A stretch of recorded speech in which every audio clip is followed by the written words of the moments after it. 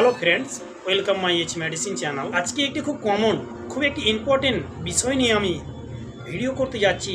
Condom use করার কি পদ্ধতি রয়েছে এবং এটি ইউজ করার সময় কোন সমস্ত দিকগুলো লক্ষ্য রাখতে হবে। সর্বপ্রথমে জানবো যে কন্ডোম কি। কন্ডোম বেশ দুই প্রকার হয়ে থাকে, একটা ইন্টারনাল কন্ডোম আর একটি এক্সটার্নাল কন্ডোম। আজকের যে বিষয় সেটি এক্সটার্নাল কন্ডোম নিয়ে। স্টাইল কিংবা ম্যানফোর্স কিংবা থ্রিল এই সমস্ত নাম রেখে থাকে। করে আপনি কিভাবে সেটিকে ইউজ করবেন, তার ইউজ করার পরে আপনি সরিয়ে দিলেন, তো আছে মার্কের জায়গাটা আস্তে আস্তে করে আপনি চিরে নিলেন, বের করলেন। বের করার সময় দেখেন যে এই একটু বেড়ে আছে। বের করার পরে এই যে সামনে জায়গাটা আছে, এটাকে চিপে ধরতে হবে।